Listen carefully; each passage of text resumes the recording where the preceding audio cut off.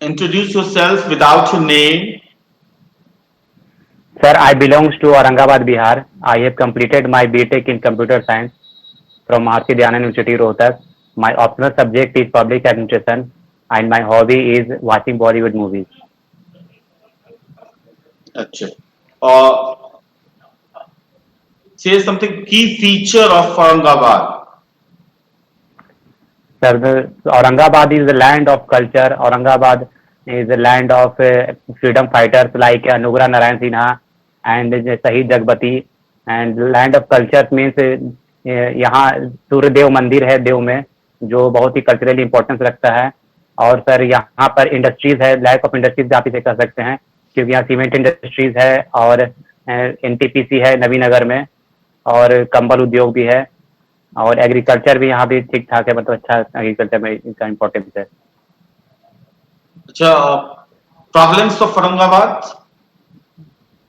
Sir अगर problem में जाए तो यहाँ कुछ प्रॉब्लम्स है, जैसे यहाँ ये सूखा क्षेत्र में आता है तो ड्रॉट का प्रॉब्लम है और एग्रीकल्चरल बैकवर्डनेस भी थोड़ा सा है यहाँ पर. और सर पॉल्यूशन का भी है और ट्रैफिक जैम भी कर सकते हैं, ट्रैफिक जैम भी रहता है यहाँ पर.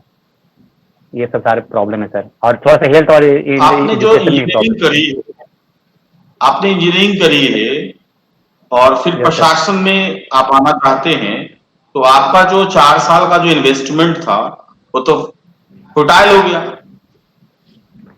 नहीं सर, इसे वेस्ट नहीं कर सकते हैं सर. जो मैंने 4 साल में बीटेक किया है सर उसका यूज यहाँ पर एडमिनिस्ट्रेशन में बहुत अच्छे से होगा और मैं उसे कर पाऊंगा क्योंकि सर जो भी मैंने बीटेक कंप्यूटर साइंस में पढ़ा है वो गवर्नमेंट एडमिनिस्ट्रेशन में यूज होगा क्योंकि हमारा जो पूरा गवर्नेंस है वो ई गवर्नेंस की तरफ जा रहा है. मतलब क्योंकि हर ऑफिस में टेक्नोलॉजी का यूज है, कंप्यूटर का यूज है. तो मेरे जैसा जनरलिस्ट जो स्पेशलिस्ट भी मिलेगा, मतलब जनरलिस्ट के साथ स्पेशलिस्ट रहेंगे तो इसे अच्छा मैं एडमिनिस्ट्रेशन में कर सकता हूँ. What is 4E in e-governance?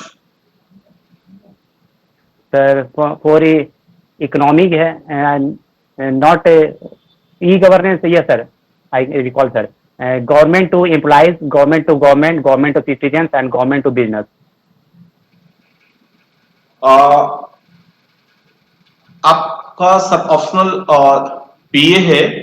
एक हेनरी Yes, sir. फ्योल का नाम सुना है आपने? यस सर, थिंकर थे वो. उन्होंने elements of planning, elements of Yes, sir. Planning के 4 एलिमेंट्स बताए थे. आप Yes, मुझे sir. बताएं कौन कौन से एलिमेंट्स हैं? सर वो POCCC था, planning, organising, coordination, control and No, command. this is the element of management. I am Yes, sir. talking about elements of planning. Sir वो 14 प्रिंसिपल था तो उसके बारे में पूछना है sir. No. Elements of planning is unity, continuity, flexibility, and preciseness. Thank you sir. आप मुझे बताएं कि ये जो एलिमेंट ऑफ प्लानिंग है उसका इस्तेमाल कोरोना संकट में कैसे कैसे हुआ है? सर कोरोना संकट भी आपने सर क्या बताया, यूनिटी और unity, continuity, flexibility and preciseness. Sir corona संकट में जैसे कि किसी का भी ट्रीटमेंट कराना है या टेस्टिंग कराना है तो हमें साथ में मिलकर काम करना होगा और जितने भी टेस्टिंग इंस्टीट्यूट है वहाँ उनसे कोऑर्डिनेशन बना के रखना होगा और ट्रीटमेंट हो रहा है या नहीं हो रहा है उनसे कोऑर्डिनेशन बना के रखना होगा, एक प्लानिंग के साथ चलना होगा. अच्छा, छत्रसाल जी पूछा जाए. सर फ्रेडरिक्स का कंट्रीब्यूशन बताइए. सर फ्रेडरिक्स ने कंपैरेटिव पब्लिक एडमिनिस्ट्रेशन में अपना बहुत बड़ा कंट्रीब्यूशन दिया है. जैसे हमारा जो सोसाइटी है अभी वो फ्यूज सोसाइटी है, प्रिज्मेटिक साला मॉडल जो दिया उन्होंने, तो प्रिज्मेटिक सोसाइटी में इंडियन का सोसाइटी आता है. तो क्योंकि हम लोग पहले में फ्यूज सोसाइटी ये होता है कि जहाँ नेपोटिज्म होता है और बहुत सारी चीजें हैं, डेवलपमेंट वहाँ मतलब अंडर डेवलप इकोनॉमी को फ्यूज करते हैं. और डिफेक्टिव सोसाइटी ये होता है कि जो डेवलप इकोनॉमी है जहाँ नेपोटिज्म फेवरेटिज्म नहीं होता, वहाँ साइंटिफिक बेसिस पे सारा काम होता है. तो सर हमारा जो सोसाइटी है इंडियन सोसाइटी वो प्रिज्मेटिक सोसाइटी में आता है. और कोई कंट्रीब्यूशन? और उन्होंने सर कंट्रीब्यूशन सेटिस्फेक्शन मॉडल भी दिया है कि एक एम्प्लॉय को अपने ऑर्गेनाइजेशन में अच्छी तरह से कंट्रीब्यूट करना चाहिए और ऑर्गेनाइजेशन को चाहिए कि उन्हें सेटिस्फेक्शन दे। अगर कंट्रीब्यूशन सेटिस्फेक्शन को दोनों को बराबर होना चाहिए, इक्वल होना चाहिए। अगर कंट्रीब्यूशन बढ़ जाएगा तो डेवलपमेंट एडमिनिस्ट्रेशन के बारे में फ्रेडरिक्स का क्या कंसेप्ट है? सर उन्होंने कहा था कि डेवलपमेंट होना चाहिए, डेवलपमेंट के साथ डेवलपिंग इकोनॉमी भी होना चाहिए। जैसे अब उन्होंने कहा था कि एडमिनिस्ट्रेशन को डेवलप करना चाहिए, ये सर उन्होंने कहा था। एडमिनिस्ट्रेटिव डेवलपमेंट और डेवलपमेंट एडमिनिस्ट्रेशन, ये दोनों में दो फर्क बताइए तो। डेवलपमेंट एडमिनिस्ट्रेशन में जैसे आप कह सकते हैं सर 7 निश्चय प्रोग्राम है बिहार गवर्नमेंट का, वो डेवलपमेंट एडमिनिस्ट्रेशन में आ गया। और एडमिनिस्ट्रेटिव डेवलपमेंट में जैसे ARC रिपोर्ट हो गए या फिर लोकपाल, ये एडमिनिस्ट्रेटिव डेवलपमेंट हुआ। हम लोग कहाँ पिछड़े हैं इस दोनों में? जो अगर भारत की बात कहेंगे तो इसमें कहाँ पिछड़े हैं? इस दोनों में से किस में पिछड़े हैं या दोनों में पिछड़े हैं अगर कंपैरिजन करते हैं वेस्टर्न कंट्री से? सर पिछड़े तो नहीं कर सकते हैं, हम लोग दोनों पे लगातार सरकार काम कर रही है और बहुत अच्छा से डेवलपमेंट हो रहा है। और ये इसमें मुझे उम्मीद है कि बहुत जल्द से जल्द इसमें और भी हम वेस्टर्न कंट्रीज को बराबर में आ जाएंगे। गुड। साइमंस का डिसीजन मेकिंग मॉडल जो है, यस सर, उसमें ऑप्टिमम डिसीजन ले सकते हैं या कौन सा, किस आधार पर डिसीजन लेते हैं? उनका क्या कॉन्सेप्ट है, किस तरह का डिसीजन हम ले सकते हैं? सर वो उन्होंने कहा, साइमन ने कहा है कि फैक्ट्स एंड वैल्यूज को ध्यान में रखकर हम ऑप्टिमम या बाउंडेड रैशनल डिसीजन ले सकते हैं। 100% वो डिसीजन रैशनल नहीं हो सकता, या 100% सही नहीं हो सकता। मतलब अगर हमारे पास लिमिटेड इंफॉर्मेशन है तो उस लिमिटेड इंफॉर्मेशन में से मुझे ऑप्टिमम डिसीजन निकालना है, जितने भी हमारे पास अवेलेबल रिसोर्सेज हैं। आपका पोस्ट प्रायोरिटी क्या है? Bihar administrative service. दूसरा? Bihar finance service. गुड। अगर साइमन मॉडल पर बात करें तो अभी विकास दुबे करके एक जो ये था क्रिमिनल यूपी में, उसको शूट कर दिया गया। Yes sir. उसने साइमन मॉडल से अगर देखेंगे तो कौन सा डिसीजन लिया जो भी शूट किया? सर साइमन मॉडल का उसमें उन्होंने ये देखा कि वैल्यूज उन्होंने देखा, क्योंकि वो जो जिन्होंने भी शूट किया है वो इन्होंने ये सोचा कि ये क्रिमिनल है, इसने इनियस क्राइम किया है, तो वो सोचा कि अगर इसे मार दे या जुडिशियल सिस्टम हो सकता। लेकिन मेरा मानना ये है सर कि किसी का इनकाउंटर सही नहीं है, क्योंकि ये एक्स्ट्रा जुडिशियल किलिंग होता है और इनकाउंटर मैं कभी भी सही नहीं ठहरा सकता, क्योंकि ये जुडिशरी का काम है कि वो सही किया था या गलत किया था। इनकाउंटर किसी भी हालत सही नहीं है और साइमन का यहाँ पर कह सकते हैं कि वैल्यूज यूज हुआ है। नहीं, हम उधर नहीं जा रहे हैं, मॉरलिटी पर नहीं जा रहे हैं। हम जा रहे हैं कि साइमन जो कंसेप्ट किया है बाउंडेड रैशनैलिटी का, वो उस डिसीजन को कहाँ बाउंडेड कर रहा है, कहाँ आपको रोक रहा था? इनकाउंटर होने में सर।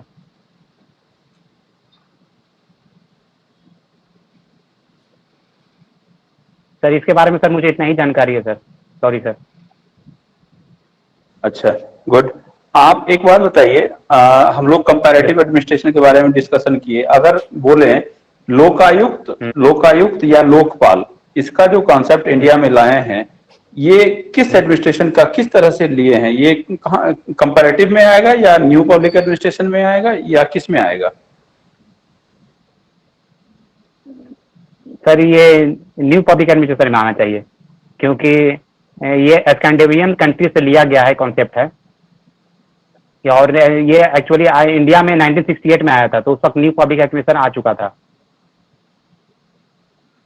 और NITI Aayog, good. Planning commission के बदले नीति आयोग आया है, ये किस में आएगा? ये सर एडमिनिस्ट्रेटिव डेवलपमेंट में आएगा। एडमिनिस्ट्रेटिव डेवलपमेंट में आएगा या एनपीएम में आएगा? यस सर, न्यू एनपीएम में भी आ सकता है सर, न्यू पब्लिक मैनेजमेंट में भी आएगा। ओके। अच्छा, अभी जो रिफॉर्म कमीशन अभी तक में इंडिया में 2 ARC बैठे हैं। Yes sir. अभी आपको लग रहा है कि तीसरा तीसरा भी बैठना चाहिए और जो फ्रीक्वेंसी ऑफ एआरसी है वो ज्यादा होना चाहिए? ये सर होना चाहिए, आप भी बैठना चाहिए, अच्छी बात है, क्योंकि हमारे एडमिनिस्ट्रेशन में क्या क्या रिफॉर्म आ रहे हैं, क्योंकि ग्लोबलाइजेशन का टाइम है तो चेंजिंग तो आता ही रहता है, इसलिए एआरसी आना चाहिए। और लेकिन जो काम अभी सेकेंड एआरसी में जो बताए, जो पॉइंट्स बताए गए 15 पॉइंट्स, उससे भी काम होना चाहिए, उससे मतलब वो एक पूरा कर देना चाहिए। गुड। अच्छा, टेलर के बारे में सुने हैं? हाँ सर, ठीक सुने सर। आपको क्या लगता है टेलर का जो कॉन्सेप्ट था आज के दिन में स्पेशली इंडिया में रिलेवेंट है? बिल्कुल रेलिवेंट है सर, बिल्कुल रेलिवेंट है, क्योंकि हर किसी भी आप ऑर्गेनाइजेशन को ले लिए सर, वहाँ डिवीजन ऑफ वर्क है, साइंटिफिक सिलेक्शन ऑफ वर्कर है, साइंटिफिक तरीके से काम हो रहा है, किसी पर बहुत सारा बहुत रेलिवेंट है सर, किसी भी ऑर्गेनाइजेशन में, इंडिया में भी है।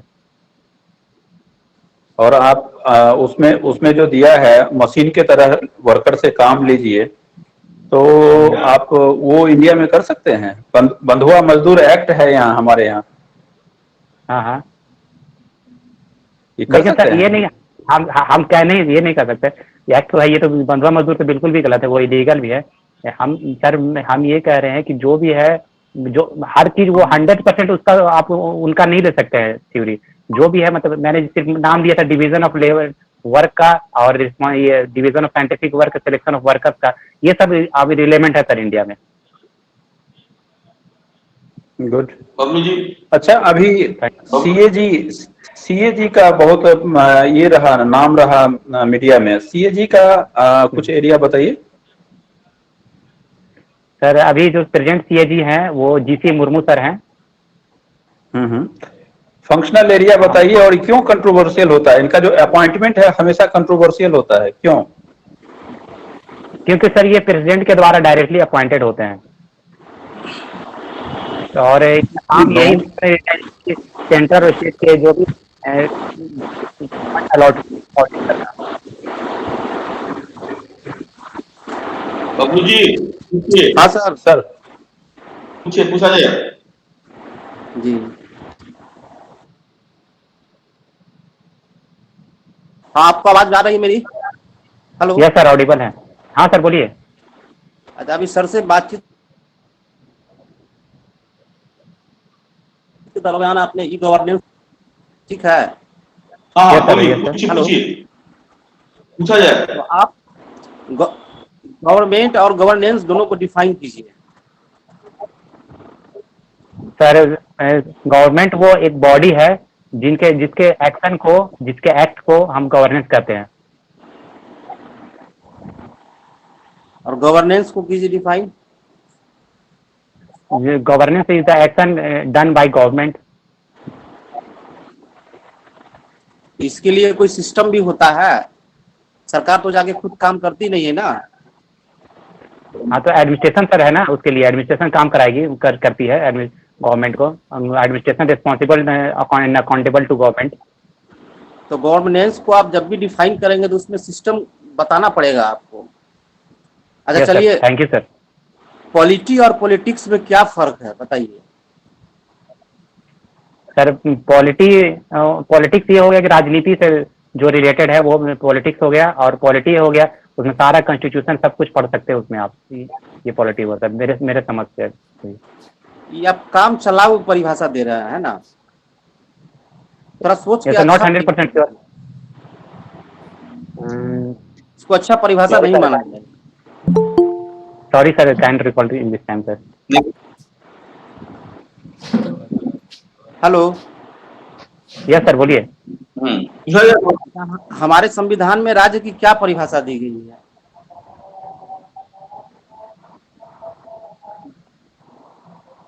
सर स्टेट के बारे में ये कहा गया है कि, सॉरी सर रिकॉल नहीं कर पा रहे हैं अभी। किस आर्टिकल में दी गई है? सर आर्टिकल 2 में। सर मुझे एक बार आर्टिकल देखना पड़ेगा, आई एम श्योर नहीं है सर। अच्छा, अभी आर्टिकल 142 चर्चा में रहा था, बता सकते हैं क्यों चर्चा में रहा था?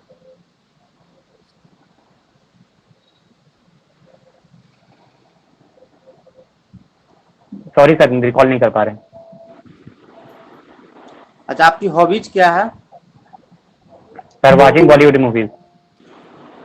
किस तरह की मूवी देखते हैं, बॉलीवुड, हॉलीवुड? नहीं सर, बॉलीवुड सर, न्यू जो मोटिवेशनल हो, इंस्पिरेशनल हो, उस टाइप की मूवी सर। अभी हाल में आपने कौन सी मूवी देखी है? सुपर 30। इससे क्या इंस्पिरेशन मिला आपको?